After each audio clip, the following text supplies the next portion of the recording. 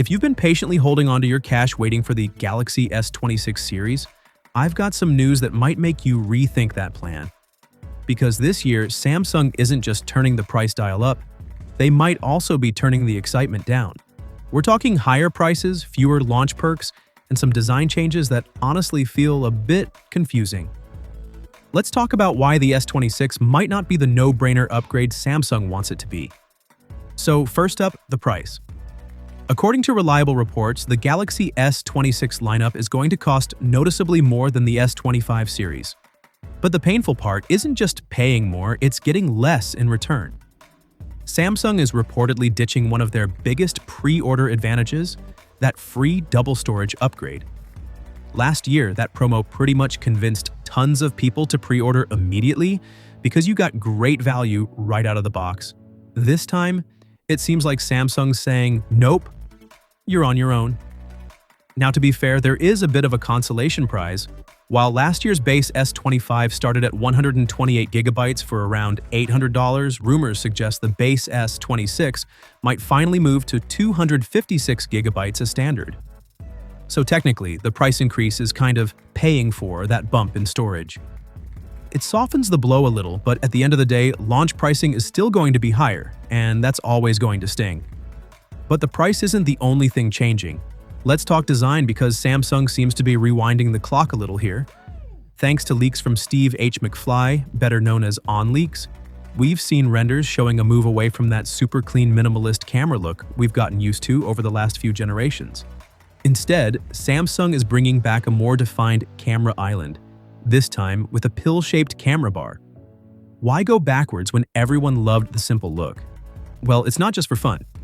Even though megapixel counts aren't jumping dramatically, the main and 5x telephoto cameras are expected to get wider apertures which need more physical room. Combine that with rumors of a thinner overall body, and the result is a chunkier, more pronounced camera bump whether we like it or not. And then there's the Ultra. The squared, aggressive corners that made the Ultra instantly recognizable, they're gone.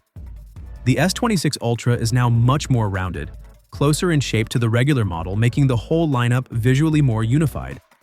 It's reportedly a bit taller, slightly wider, lighter, and even the S Pen slot has shifted closer to the edge.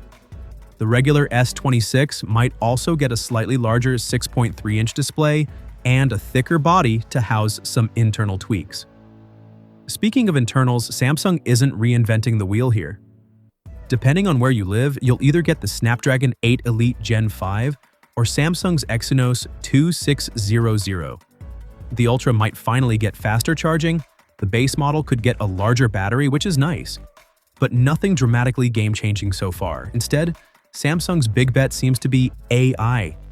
Deeply integrated, on-device generative AI, exclusive features, smarter tools, all of that. But here's the gamble. Right now, AI on smartphones still feels like a cool demo more than a must-have reason to upgrade.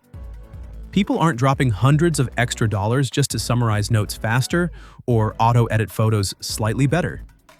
Unless Samsung pulls something genuinely impressive and genuinely useful, many buyers, especially current S25 owners, might look at this and see a slightly redesigned phone with a higher price tag and a camera bump they didn't ask for. So the real question is, are these changes worth it? Is the return of the camera island, the softer corners, and Samsung's giant AI push enough to justify paying more than ever for a Galaxy S phone? Or is this the year where skipping an upgrade actually makes more sense? I really want to know what you think. Would you still pre-order the S26 despite the price hike, or are these changes pushing you away? Drop your thoughts in the comments because this one's going to spark a lot of debate. Thanks for sticking around, and I'll see you in the next one.